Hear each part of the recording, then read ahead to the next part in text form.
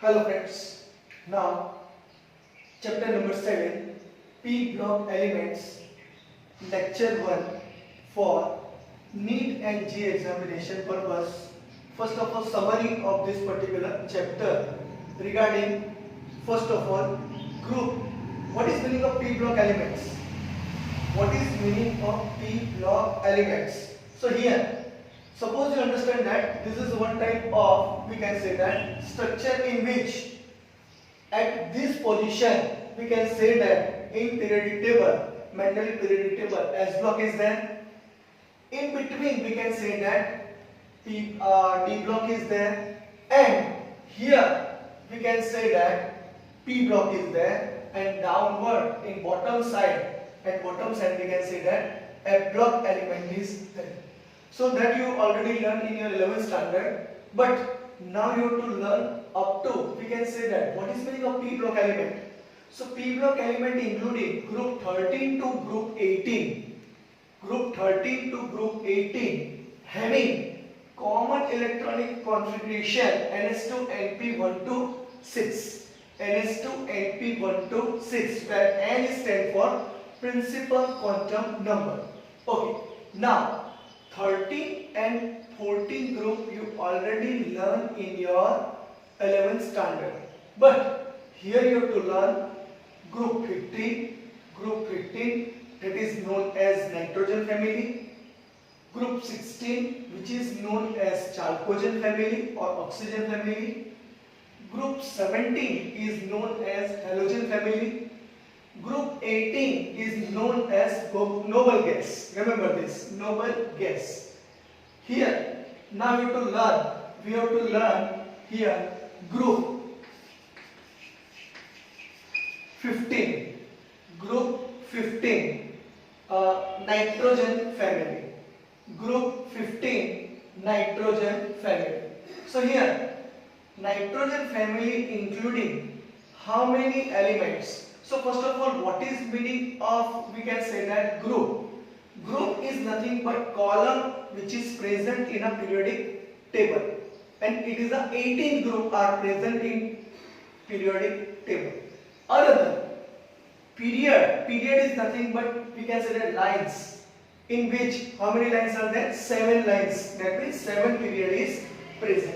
So here electronic configuration, if we learn at a time, if you completely learn in 11th standard, then there is no problem, but you have to remember electronic configuration which is asked in a question, in a MCQ question. Okay, so here nitrogen Z is equal to 7, He core 2s2 2p3.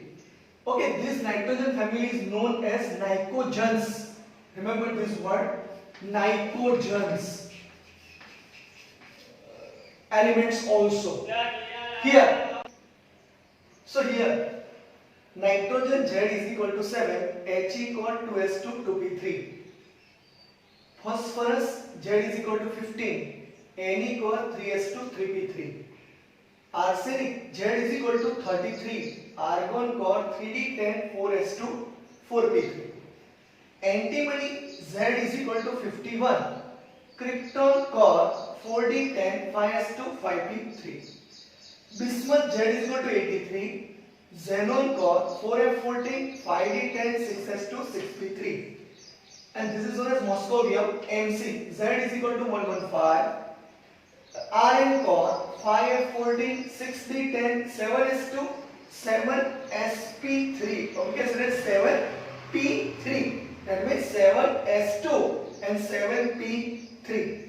You have to remember this electronic configuration because it is maybe asked in your MCQ which one is the correct electronic configuration from the following, or they asked atomic number. So here you see atomic number of nitrogen is 7.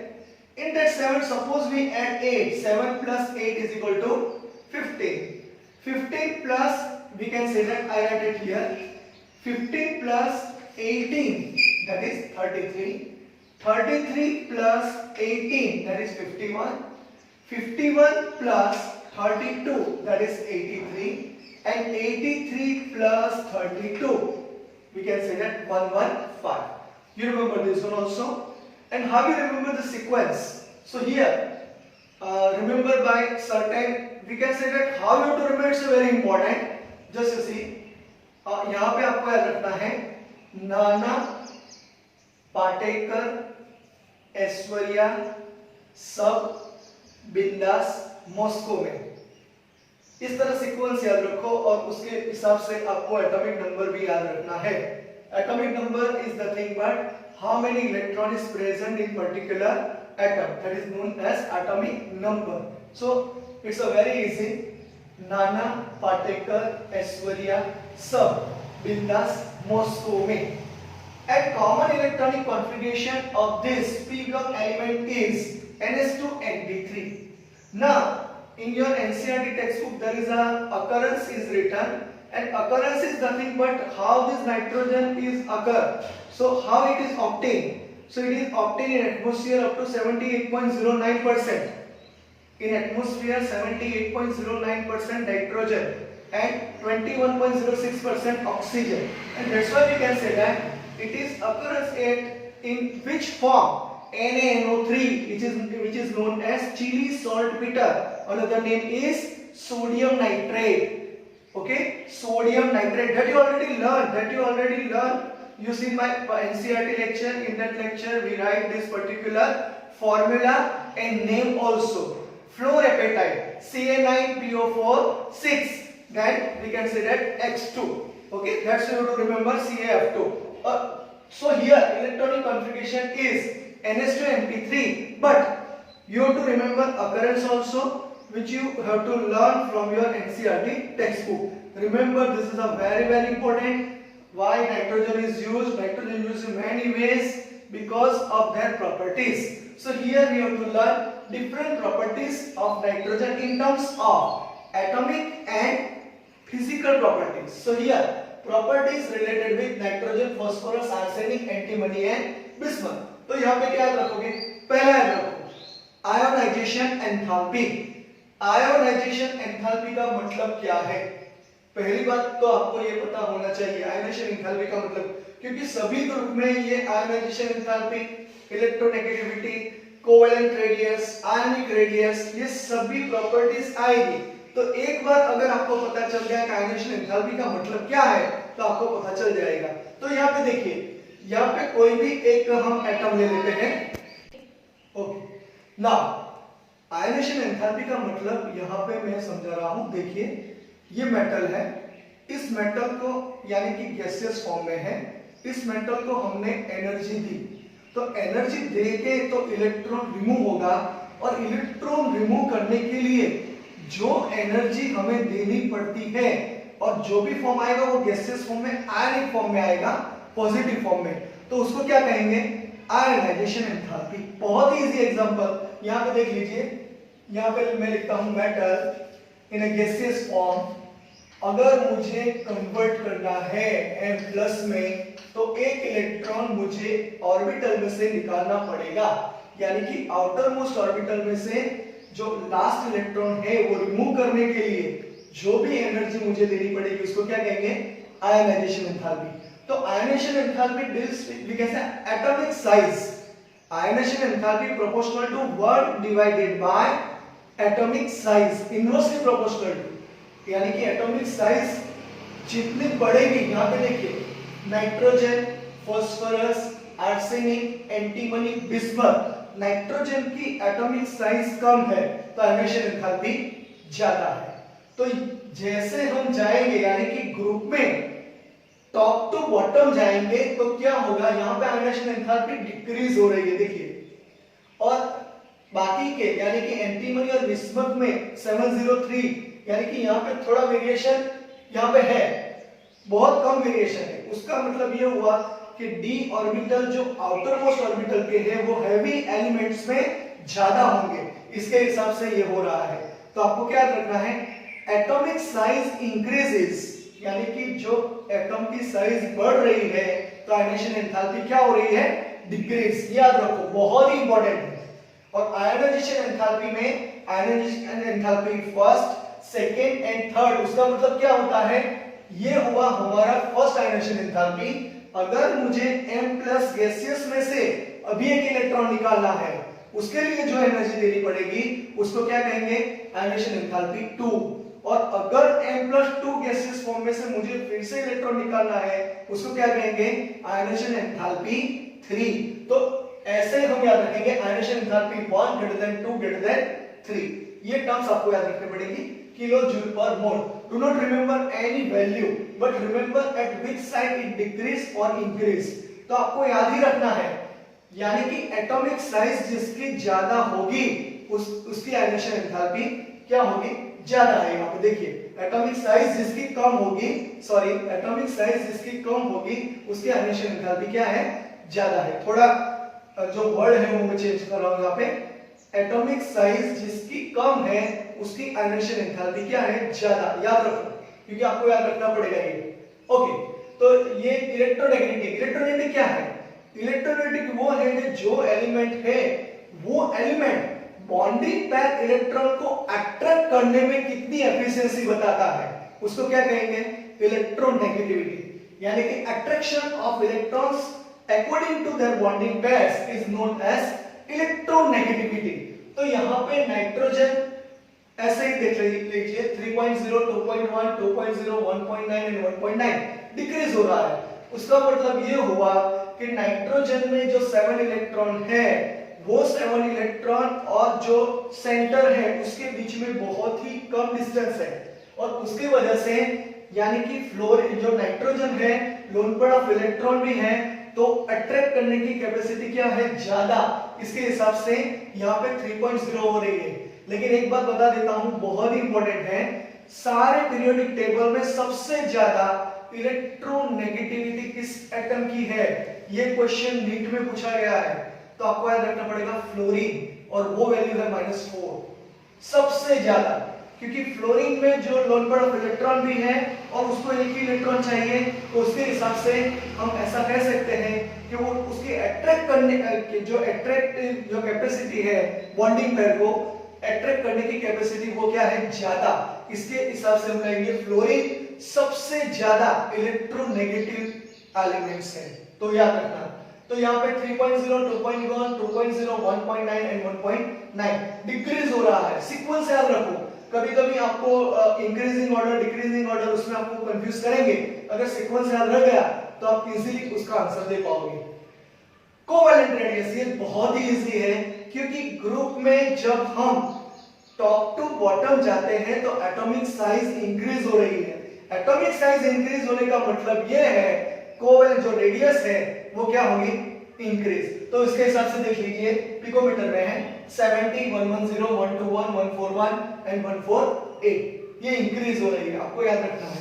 Increase और decrease थोड़ा याद रखने का try कीजिए, क्योंकि ये question increasing order और decreasing order में आ सकता है। आयोनिक रेडियस, यहां पे आपको थोड़ा ध्यान देना पड़ेगा, क्योंकि आयोनिक रेडियस में जो नाइट्रोजन है उसका जो कंपाउंड है वो क्या है, गैसियस फॉर्म में।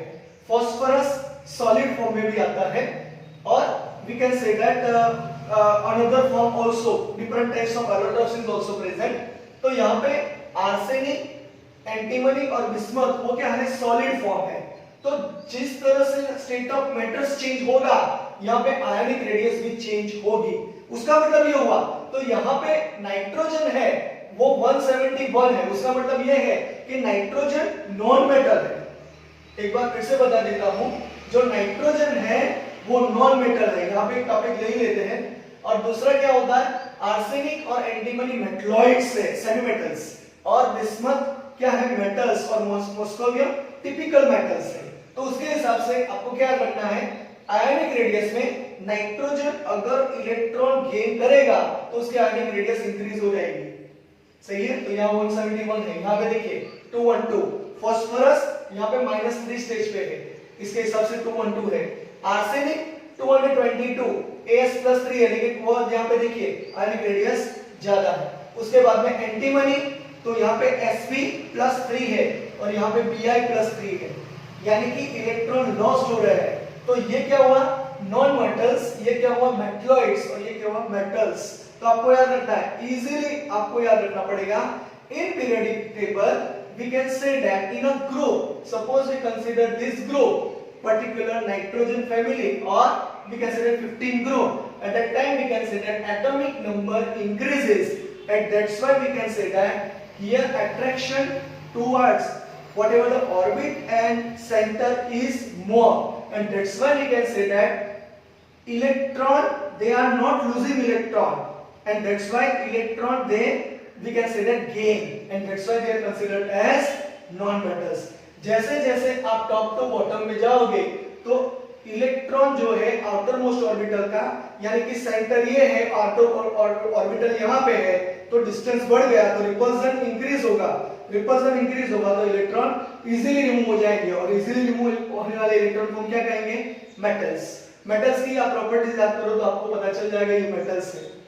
यहाँ पे आपको याद रखना पड़ेगा freezing point as usual we can say that 63 317 1089 increase हो रहा है, उसके बाद में डिक्रीज, उसका भी रीजन स्टेट ऑफ मैटर्स में आएगा, आपको याद रखना पड़ेगा। और इनर्ट पेयर इफेक्ट, दो यहाँ पे पॉइंट्स याद रखने पड़ेंगे, इनर्ट पेयर इफेक्ट और d orbital and f orbital is available, presence of d and f orbital यहाँ से शुरू हो जाता है। बॉइलिंग पॉइंट 772 55.4, नाइट्रोजन का 772 है, यहाँ पे 55.4 है। नाइट्रोजन का बॉइलिंग पॉइंट ज्यादा है, उसका मतलब ये नाइट्रोजन किस फॉर्म में है? गैसियस फॉर्म में, इसके हिसाब से 772 है। उसके बाद में देखिए 55.4 888 1860 और 1837 यहाँ पे डिक्रीज हो रहा है, यहाँ तक इंक्रीज हो रहा है, तो आपको याद रखना पड़ेगा, यहाँ पे आपको यहाँ से याद रखना पड़ेगा, ये टिपिकल क्वेश्चंस आपको याद रखना पड़ेगा। 77.2 है, यहाँ पे 77.2 है, तो आपको याद रखना पड़ेगा 77 whatever the 77.2 55.4 888 यहाँ पे डिक्रीज हो रहा है, यहाँ पे बॉइलिंग पॉइंट 77.2 है, उसका मतलब क्या हुआ? वो गैसियस फॉर्म में, इसलिए डेंसिटी तो इंक्रीज ही होगी, क्यों? Mass divided by volume, mass atomic mass increase हो रहा है, एटॉमिक मास इंक्रीज होगा तो obviously we can say that density is increase. तो इस तरीके से आप यहाँ पे p ब्लॉक एलिमेंट्स में इतना जो पढ़े हो वो है। अब आगे उसकी और प्रॉपर्टी को हम स्टडी करेंगे, आपको ये स्क्रीनशॉट ले लेना है और उसका डिटेल में यहाँ पे आपको प्रैक्टिस करनी है। Thank you. Now allotropy of group 15 elements. Understand that in our NCERT textbook it is written that no allotropes in a, we can say that, of nitrogen. Phosphorus having white, red, scarlet, violet or black, we can say that this type of allotropes is shown. Arsenic, grey, yellow and black, this type of, we can say that, allotropes is shown. Antimony, metallic, yellow and explosive, इस तरीके से जो allotropes होते हैं। Allotropes का मतलब क्या है आपको इजीली पता है कि कार्बन के 3 एलोट्रॉप्स हैं, क्या है? Diamond, then we can say that graphite and fullerene. तो उस तरीके से यहाँ पे एलोट्रॉप्स मिलते हैं। यहाँ पे एलोट्रॉप्स होते हैं बॉन्ड एनर्जी जो होती है उसके हिसाब से होते हैं, बॉन्ड एनर्जी जिसकी कम होती है वो एलोट्रॉप्स नहीं बनाते, बॉन्ड एनर्जी जिसकी ज्यादा होती है वो एलोट्रॉप्स नहीं बनाते, बॉन्ड जिसकी कम होती है वो एलोट्रॉप्स बनाते हैं। तो यहाँ पे आपको याद रखना पड़ेगा ऑक्सीडेशन स्टेट NH2NP3, यानी कि इलेक्ट्रॉनिक कॉन्फ़िगरेशन में आउटर मोस्ट ऑर्बिटल में NH2NP3 इस तरीके का इलेक्ट्रॉनिक कॉन्फ़िगरेशन है आउटर मोस्ट ऑर्बिटल का। तो उसके हिसाब से ये पॉजिटिव ऑक्सीडेशन स्टेट और नेगेटिव ऑक्सीडेशन स्टेट यहाँ पे दिखाते हैं। पॉजिटिव का मतलब ये है कि यहाँ पे इलेक्ट्रॉन जो है आउटर मोस्ट ऑर्बिटल में से रिमूव हो जाएंगे, और नेगेटिव का मतलब ये है कि वहां पे इलेक्ट्रॉन ऐड हो जाएंगे, यानी कि positive oxidation state +3 and +5 is there. +3 और +5 का मतलब क्या है? ये Np3 है, उसमें से 3 इलेक्ट्रॉन चले जाएंगे, और +5 का मतलब ये है ये NH2NP3 के 2 + 3 यानी कि 5 इलेक्ट्रॉन्स चले जाएंगे, यानी कि removal of electrons. This is nothing but we can say oxidation state from outermost orbital. यहाँ पे डाउन द ग्रुप जाएंगे, यानी कि टॉप टू बॉटम जाएंगे, तो stability of +3 oxidation state increases, याद रखिएगा, बहुत इंपॉर्टेंट है। Which sentence is correct from the following? This type of question may be asked, so this type of answer you have to write. यहाँ पे है nitrogen जो है +1 ऑक्सीडेशन स्टेट एग्जिबिट नहीं करता, यानी कि ऑक्साइड फॉर्म में करता है, लेकिन नाइट्रोजन इंडिविजुअली अपने के साथ होके ये बनाता नहीं है, +5 ऑक्सीडेशन स्टेट। उसका रीजन यही है कि वहां पे उसके ऑक्टेट में यानी कि कोवेलेंट जो शेयर है वहां पे कोवेलेंट वैलेंसी में d ऑर्बिटल अवेलेबल नहीं है। याद रखिएगा, बहुत ही इंपॉर्टेंट है ये क्वेश्चन, कितनी बार पूछा गया है आपको याद रखना पड़ेगा।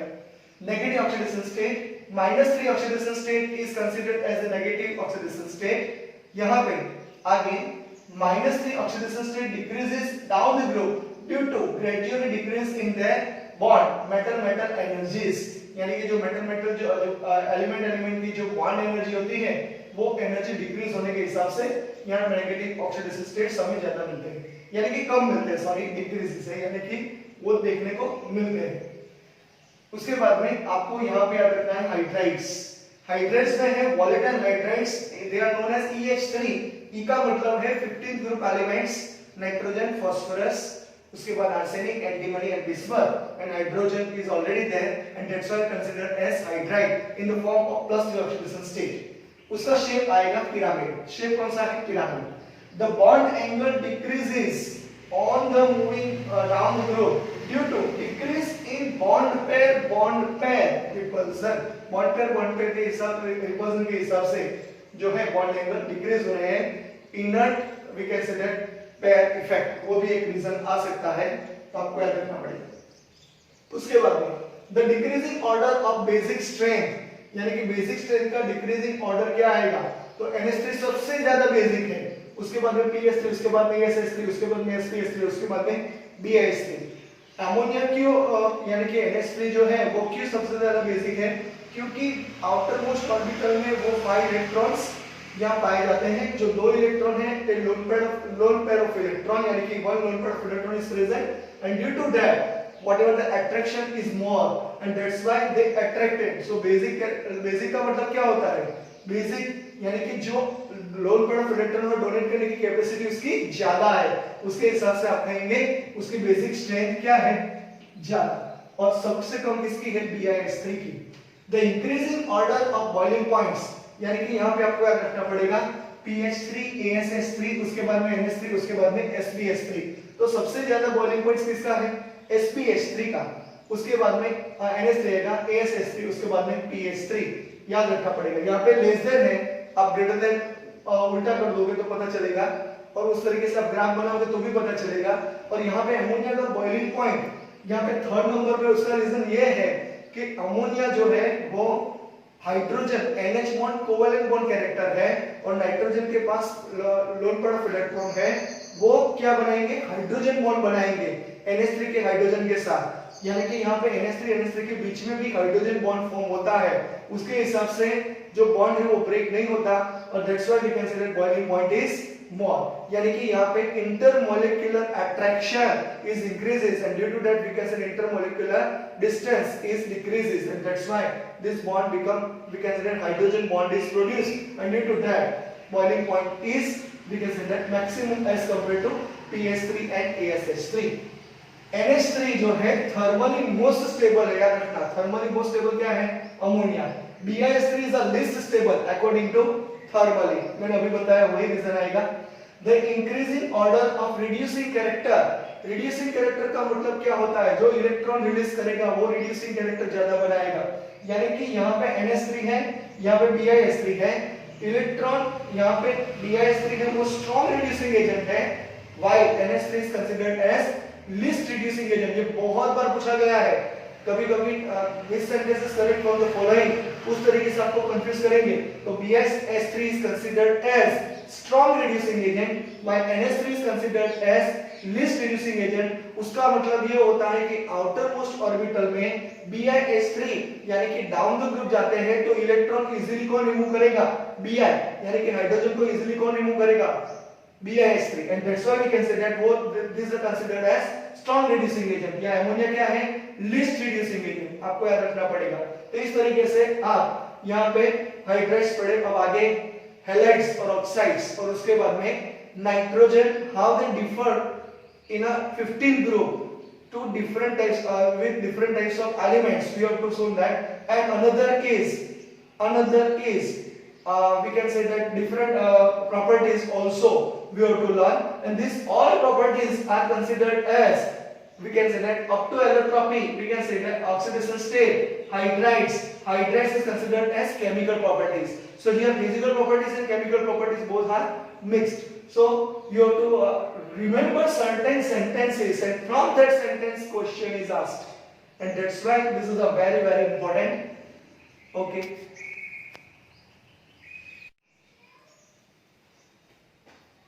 Hello friends.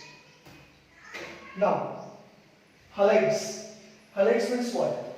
Halides is MX3, MX5. M stand for 15 group alanides and X stand for halogen compound or say halogen elements. So here MX3 is sp3 hybridization. MX5 का कौन सा hybridization है? sp3d. MX3 का shape क्या है? Tetrahedral. तो यहाँ पे MX5 का शेप भी क्या है? TBP, trigonal bipyramidal. आपको याद रखना पड़ेगा.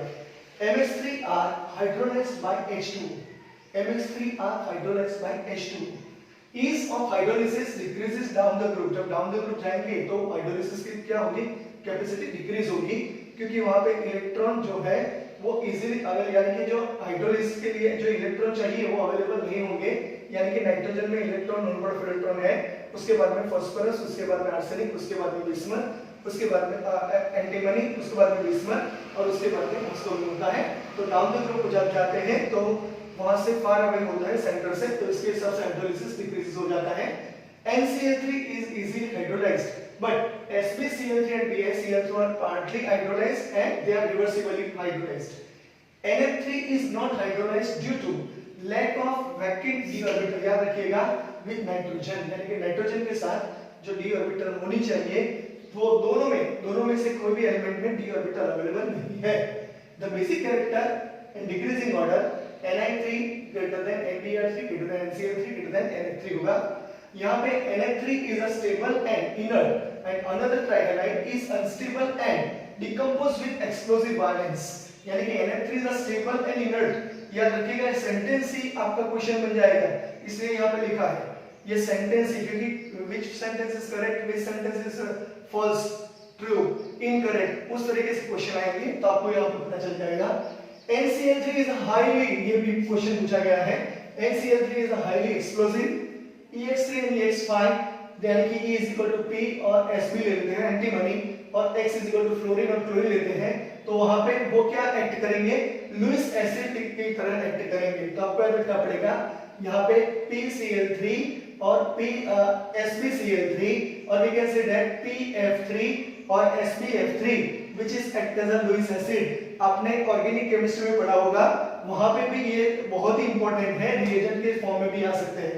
PCl3 is a very important reagent in a organic chemistry in a conversions. The acidic strength decreases down the group. PCl3 greater than AsCl3 greater than SbCl3. आपको याद रखना पड़ेगा acidic strength. यहाँ पे nitrogen does not form pentahalides due to non-availability of vacant d orbital. Pi3 यानी कि nitrogen के पास जो है d orbital अवेलेबल नहीं है, ये बहुत ही इंपॉर्टेंट है, आपको ये याद रखना है. d orbital क्यों अवेलेबल नहीं है?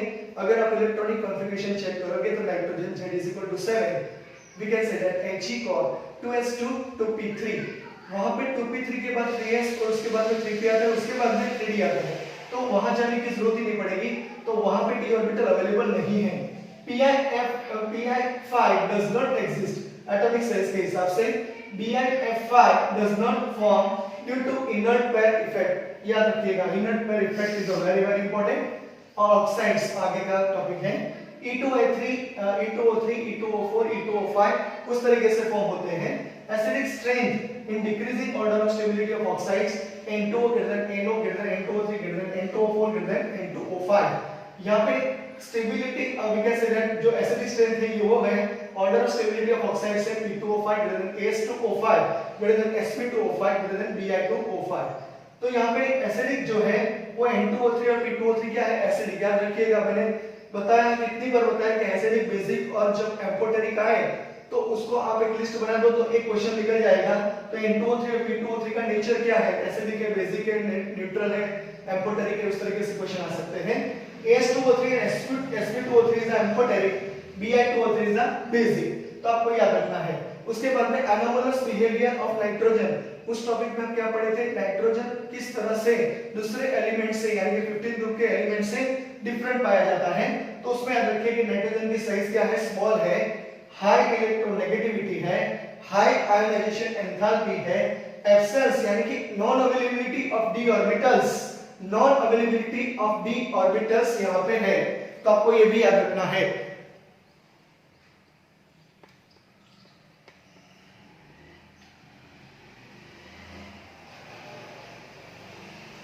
उसके बाद में आपको याद रखना है capacity of to form P pi bond, आपको ये भी याद रखना है। यानी कि anomalous behaviour how nitrogen is differ, तो आपको याद रखना पड़ेगा स्मॉल साइज है, हाई इलेक्ट्रोनेगेटिविटी है, हाई आयोनाइजेशन एंथैल्पी है, एब्सेंस ऑफ डी ऑर्बिटल यानी कि non availability of D orbital in a covalent shell, और दूसरा है capacity to form P pi bond. अब उसके आगे हम थोड़ा उसके एमसीक्यू के बारे में स्टडी करेंगे। तो अब ये जो सेशन है ये खत्म, यहाँ पे लेक्चर 1 खत्म होता है। लेक्चर 2 में इसके हिसाब से जो थियरी हमने पढ़ाई उसके हिसाब से जो भी एमसीक्यू आते हैं उसका हम स्टडी करेंगे। Thank you very much. Make a screenshot. Now chapter number 7 P block elements NEET G regarding questions। आपने यहाँ पे चैप्टर नंबर 7 में इंट्रोडक्शन पार्ट पढ़ लिया, उसके बाद में अकरेंस, उसके बाद में केमिकल एंड फिजिकल प्रॉपर्टीज आपने कंप्लीटली यहाँ पे हमने अगले लेक्चर पे याद है कि जो लेक्चर है उसमें आगे काम है। तो उसके बेस पे जो एमसीक्यू आ रहे हैं वो एमसीक्यू प्रिपेयर आपको करना है, यानी कि आपको ये प्रिपेयर करना है किस तरीके से आंसर आएंगे। तो यहाँ पे एक क्वेश्चंस मैंने लिए हैं और एक क्वेश्चंस बहुत ही इंपॉर्टेंट है, जो बेसिकली जो हमारी टेक्स्ट बुक है उसमें टेक्स्ट बुक में सेंटेंसेस है उसमें से ही लिए गए हैं। थोड़ा लॉजिक लगाना पड़ेगा, अगर आपने ये कर दिया तो आपका जो काम है बहुत ही इजी हो जाएगा। तो यहाँ पे देख लीजिए पहला जो क्वेश्चन है तो वो यहाँ पे है maximum covalency of nitrogen is. पहले क्वेश्चन को समझने की कोशिश कीजिए। कोवेलेंसी का मतलब होता है nitrogen different types of how many bond form, यानी कि नाइट्रोजन दूसरे एटम के साथ ज्वाइन होकर कितने बॉन्ड बनाएगा। वैसे हम कह सकते हैं कि कार्बन मैक्सिमम 4 बॉन्ड बनाता है, यानी कि कोवेलेंसी उसकी 4 है, आप जानते हो। तो यहाँ पे नाइट्रोजन में अगर आपको इलेक्ट्रॉनिक कॉन्फ़िगरेशन पता है तो He 2s2 2px1 2py1 2pz1, यानी कि आउटर मोस्ट ऑर्बिटल में 5 इलेक्ट्रॉन्स हैं।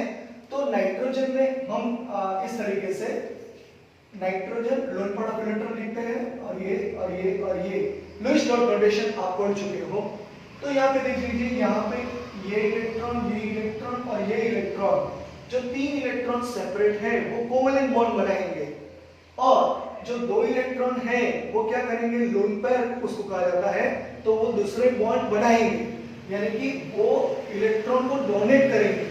वो कौन सा बॉन्ड बनेगा, कोऑर्डिनेट कोवेलेंट बॉन्ड। अगर आपका लॉजिक यहाँ तक चलेगा तो बहुत ही इजी तरीके आंसर आ जाएगा। तो यहाँ पे एक इलेक्ट्रॉन शेयर हो सकता है, यहाँ पे हो सकता है, यहाँ पे हो सकता है और यहाँ पे भी हो सकता है, लेकिन 4 जाएगा। तो यहाँ पे NH3+H+ का जो इलस्ट्रेशन है वो सोच लो, तो यहाँ पे 4 वैलेंसी आती है। देख लीजिए ये 1 2 3 और ये 4। तो मैक्सिमम कोवेलेंसी नाइट्रोजन की कितनी होगी, 4, क्योंकि यहाँ पे नाइट्रोजन में डी ऑर्बिटल नहीं है, आपको याद रखना पड़ेगा। डी ऑर्बिटल नहीं है तो वो 5 तो बनाएगा ही नहीं, 3 तो होगा, 3 हो सकता है, लेकिन जो कोवेलेंसी है नाइट्रोजन की कितनी है, 4। तो इस तरीके से आपका जो पहला आंसर है वो सी हो जाएगा, यानी कि 3 नहीं होगा, 5 नहीं होगा, 4 होगा, 6 नहीं होगा। तो इस तरीके से आपको maximum covalency of nitrogen is 4। इस तरीके से आपको लॉजिक यहाँ पे लगाना पड़ेगा। तो ये हो गई बात क्वेश्चन नंबर 1 की। उसके बाद में देखते हैं क्वेश्चन नंबर 2। पहले क्वेश्चन को कंप्लीटली रीड कर लो और उसके बाद में आंसर देने की कोशिश करो, क्या लॉजिक है वो देख लो। सेकंड क्वेश्चन है elements of group 15 form compounds in +5 oxidation state, however bismuth forms only one well characterized compound in +5 oxidation state. The compound is, यानी कि यहाँ आपको सोचना पड़ेगा कि बिस्मथ जो है वो +5 ऑक्सीडेशन स्टेट तो बनाता ही है, लेकिन एक यहाँ पे एक ऐसा कंपाउंड है जो मोस्ट स्टेबल यानी कि जो है वो कैरेक्टराइज कंपाउंड है। तो +5 ऑक्सीडेशन स्टेट कौन बनाएगा यहाँ पे? तो आपको यहाँ पे सोचना पड़ेगा। तो यहाँ पे आंसर आएगा BiF5। क्यों? तो पहले समझ लो बिस्मथ पे d ऑर्बिटल अवेलेबल है और फ्लोरीन, आपको याद रखना है फ्लोरीन की इलेक्ट्रोनेगेटिविटी सबसे ज्यादा है, तो बिस्मथ +5 ऑक्सीडेशन स्टेट बनाएगा। यहाँ पे ऑक्सीजन की कम है, यहाँ पे क्लोरीन की उससे भी कम है फ्लोरीन से, और S की तो बहुत ही कम है। सही है? तो इस तरीके से आपको लॉजिक यहाँ पे लगाना है, इलेक्ट्रोनेगेटिविटी किसकी ज्यादा है, तो यहाँ पे आंसर आएगा BiF5। Is it clear? सो इस तरीके से आपको सोच के आंसर देना पड़ेगा। अगर आपने केमिकल प्रॉपर्टीज और फिजिकल प्रॉपर्टीज का स्टडी अच्छी तरह से कर लिया है तो कंप्लीटली सेंटेंस को आपको समझ के भी आंसर आराम से दे सकते हो। थर्ड क्वेश्चन है, थर्ड क्वेश्चन भी बहुत ही इंपॉर्टेंट है और ये पूछा भी गया है। Bond dissociation enthalpy EH where E stand for element. Bond is given below. Which of the compound will act as strong reducing agent? Reducing agent का मतलब क्या है? जो easily इलेक्ट्रॉन रिमूव करे उसको क्या कहेंगे? reducing agent। तो आपको ये यहाँ पे लॉजिक लगाना है। तो यहाँ पे कौन इजीली इलेक्ट्रॉन रिमूव करेगा? जिसकी बॉन्ड डिसोसिएशन एंथैल्पी सबसे कम होगी। तो यहाँ पे लॉजिक यही है। तो पहले देख लीजिए, टेबुलर फॉर्म दिया गया है, compound NH3 PH3 ASH3 SPH3। अगर मैं कहूं कि यहाँ पे BiH3 है तो ऑप्शन चेंज हो जाएगा। तो यहाँ पे देख लीजिए, डिसोसिएशन बॉन्ड डिसोसिएशन एंथैल्पी भी यहाँ पे किलो जूल पर मोल में दिया गया है, 389, 322, 297, 255 रिस्पेक्टिवली। तो सबसे कम बॉन्ड एंथैल्पी किसकी है? बॉन्ड डिसोसिएशन एंथैल्पी सबसे कम किसकी है? 255। and that's why answer is, अब देख लीजिए ऑप्शन में A NH3, B PH3, C ASH3 और D SPH3 है। तो NH3 और PH3 आप जानते हो नॉन मेटल्स है, वो इलेक्ट्रॉन को रिमूव नहीं करेंगे, वो तो इलेक्ट्रॉन लेने की कोशिश कर रहे हैं। यहाँ पे जो ये है ASH3 वो सभी मेटल्स है और SPH3 वो मेटल्स के फॉर्म में जाने जाते हैं, यानी कि वो इलेक्ट्रॉन रिमूव कर सकते हैं। अगर BiH3 होता तो SPH3 से भी ज्यादा वो प्रॉपर्टी है और उसकी बॉन्ड डिसोसिएशन जो एंथैल्पी है वो बहुत ही कम होती। तो यहाँ पे वो नहीं है, तो कंपटीशन वो निकल गया। तो आपको क्या रखना है? SPH3। इस तरीके से आंसर दे रहे हैं। तो आपको पहले सोचना पड़ेगा कि कौन सा आंसर आएगा। रिड्यूसिंग एजेंट का मतलब क्या है? अगर यहाँ पे कोई सेंटेंस चेंज कर दिया तो उसका मतलब क्या है? अगर आपने ये सोच लिया तो बहुत ही अच्छी तरीके से आप आंसर दे पाओगे। ये क्वेश्चन पूछा गया है जीके एग्जाम में। Which of the following is least stable? अब देखिए ये सेंटेंस तो टेक्स्ट बुक में या कोई भी रेफरेंस बुक में दिया गया है, NCl3 is the least stable। क्यों? तो नाइट्रोजन के पास d ऑर्बिटल अवेलेबल नहीं है और इसके हिसाब से नाइट्रोजन और क्लोरीन में d ऑर्बिटल है लेकिन नाइट्रोजन में नहीं है, तो वो बनाएगा नहीं। तो लिस्ट स्टेबल कौन सा है? NCl3। NF3 स्टेबल है, PCl3 BiF5 और BiF3 वो भी स्टेबल ही है। तो आपको याद रखना पड़ेगा, ये सेंटेंस है टेक्स्ट बुक का पूरा सेंटेंस। अगर आप देखना चाहो तो टेक्स्ट बुक में सेंटेंस ही लिखा है। अगर आपने आगे लेक्चर के आगे के पार्ट लिखा होगा तो ये सेंटेंस लिखा ही था, तो सेंटेंस पर से एक क्वेश्चन निकल गया, तो आपको इस तरीके से आंसर देने पड़ेंगे। सो यहाँ पे NCl3 आएगा। Fifth one, which of the following compound will not undergo hydrolysis? तो यहाँ पे भी एक बहुत ही इंपॉर्टेंट है, जिसकी इलेक्ट्रोनेगेटिविटी सबसे ज्यादा है वो हाइड्रोलाइज नहीं होगा। तो NH3 आंसर आएगा यहाँ पे। NCl3 नहीं, PCl3 भी नहीं, NH3 भी नहीं, ये भी एक ऑप्शन में दिया गया है, इंक्रीजिंग डिक्रीजिंग ऑर्डर में हमने लिया था। तो NF3 is the correct answer. तो फिफ्थ का भी आंसर आएगा यहाँ पे NF3। सिक्स्थ वन देख लीजिए, ये बहुत ही इंपॉर्टेंट है। अगर आपने एक लिस्ट बना दिया, एम्फोटेरिक कौन से है, एसिडिक कौन से, बेसिक कौन से, न्यूट्रल कौन से है, ऑक्सीडाइजिंग एजेंट कौन है, रिड्यूसिंग एजेंट कौन है, तो ऐसे क्वेश्चंस तो आप बहुत ही अच्छी तरीके से सोल्व कर पाओगे।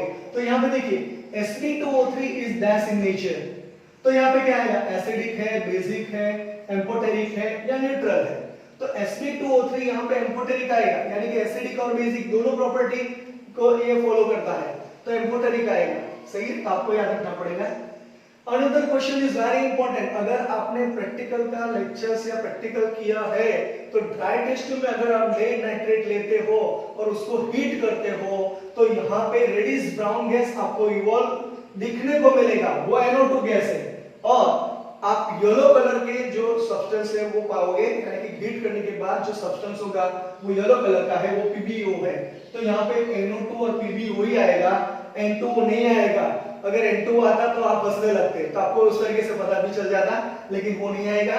NO भी नहीं है और NO और PbO2 भी नहीं है, तो इसका ऑप्शन आएगा NO2 और PbO। यानी कि लेड नाइट्रेट को अगर आप हीट करते हो तो P में आएगा NO2, Q में आएगा PbO। अच्छी तरीके से अगर आप ऑप्शन देख लेते हो तो बहुत ही बढ़िया तरीके से आप सॉल्व कर पाओगे। और कलर क्यों येलो होता है, अगर वो क्वेश्चन किया, यहाँ पे क्रॉस क्वेश्चन है, तो O2 गैस निकलता है, उसकी वजह से कलर चेंज हो रहा है। जो लेड नाइट्रेट है, जो टेम्परेचर जो ऑर्डिनरी में होते हैं, अगर आप देखते हो तो वो व्हाइट होता है, अगर उसको हीट कर देखो तो येलो हो जाता है। तो इस तरीके से आपको याद रखना पड़ेगा। अगर जो फ्यूम्स आते हैं वो रेडिश ब्राउन गैस है, वो NO2 गैस के, तो आपको इस तरीके से याद रखना पड़ेगा।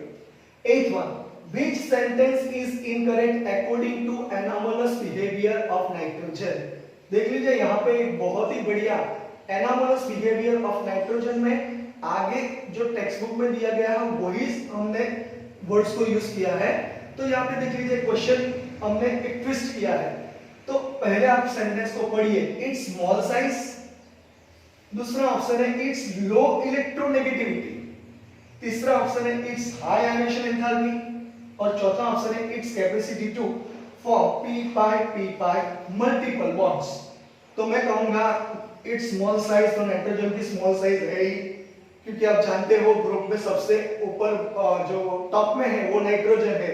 आगे जाओगे यानी कि बॉटम में जाओगे तो साइज इंक्रीज होगी, तो नाइट्रोजन की स्मॉल साइज है। इलेक्ट्रोनेगेटिविटी, यहाँ पे कुछ गड़बड़ लग रही है कि लो इलेक्ट्रोनेगेटिविटी है, उसकी नेगेटिविटी सबसे ज्यादा है। इस ग्रुप में इलेक्ट्रोनेगेटिविटी ऑफ नाइट्रोजन इज 3, तो आपको याद रखना पड़ेगा लो नहीं, यहाँ पे हाई आएगा। तो ये सेंटेंस आपका गलत है। इट्स हाई आयनेशन एंथैल्पी, ये सेंटेंस भी सही है। It's capacity to form p5 multiple bond, ये सेंटेंस भी सही है। तो इस तरीके से देख लीजिए ये जो क्वेश्चन है वो एक सेंटेंस में से, आपके जो टेक्स्ट बुक के सेंटेंस है उसमें से प्रिपेयर किया है। तो आपको इस तरीके से अगर आपका सेंटेंस प्रिपेयर हो गया अच्छी तरीके से तो आप बहुत ही बढ़िया तरीके से आप आंसर दे पाओगे। तो नीट और जी में कुछ नहीं, पहले तो आपको सेंटेंस को क्लियर करना पड़ेगा, रीड करना पड़ेगा, सोचना पड़ेगा क्यों ये प्रॉपर्टी आ रही है, क्या रीजन है, सही है। इनर्ट पेरिफेट किसमें पार्ट ले रही है, जो सबसे BiF है उसमें इनर्ट पेरिफेट भी आ सकता है। यहाँ पे NCl3 में नहीं, लेकिन BiF3 जो है उसमें भी आ सकता है। तो आपको इस तरीके से याद रखना पड़ेगा। SpS3 उसमें भी आ सकता है। तो इस तरीके से आप आंसर दोगे तो बहुत ही इजी हो जाएगा। यहाँ पे हमने फिर से मैं बोल देता हूँ, ये जो लेक्चर है वो नाइट्रोजन के बारे में, यानी कि जो ग्रुप 15 है, ग्रुप 15 का इंट्रोडक्शन, उसके बाद में अकरेंस, उसके बाद में फिजिकल एंड एटॉमिक प्रॉपर्टीज, उसके बाद में केमिकल प्रॉपर्टीज, उसके बाद में ऑक्सीडेशन स्टेट्स, उसके बाद में एनोमलस बिहेवियर ऑफ नाइट्रोजन। ये सारे टॉपिक को यहाँ पे हमने इंक्लूड कर दिया है और 8 क्वेश्चन निकाले हैं। दूसरे अगर आप प्रैक्टिस करोगे तो बहुत ही बढ़िया तरीके से आप क्वेश्चंस का आंसर दे पाओगे और रीजन भी अच्छी तरीके से आप सोच लो तो आंसर भी दे पाओगे। तो ये बहुत ही इजी कॉन्सेप्ट है। अगर आपको ये याद रह गया तो बहुत ही अच्छी बात है, क्योंकि सेंटेंस भी है, जो सेंटेंस है वही लिखा है। तो आपको इस तरीके से प्रिपरेशन करनी है। आगे के लेक्चर में मैं बता देता हूँ, आगे के लेक्चर में है डाइनाइट्रोजन का प्रिपरेशन, प्रॉपर्टीज एंड यूजेस, यानी कि जो भी कंपाउंड आएगा उसकी प्रिपरेशन है, प्रॉपर्टीज है और यूजेस है। तो उस तरीके के मैं स्मॉल आपको एक टेबुलर फॉर्म दूंगा, वो आपको याद रखना है। बहुत ही सारे रिएक्शंस है याद रखने पड़ेंगे और उस रिएक्शन के बाद में कंप्लीट द रिएक्शंस जो क्वेश्चन है बहुत ही टिपिकल है, लेकिन आपको याद रखने की जो टेक्निक याद रह गई तो आप बहुत अच्छी तरीके से आंसर दे पाओगे। तो वो लेक्चर हम दूसरे जो लेक्चर नंबर 2 है वो वहां पे हम पढ़ेंगे। यहाँ पे ये स्क्रीनशॉट ले लो और ऐसे क्वेश्चंस की प्रैक्टिस करो। Thank you.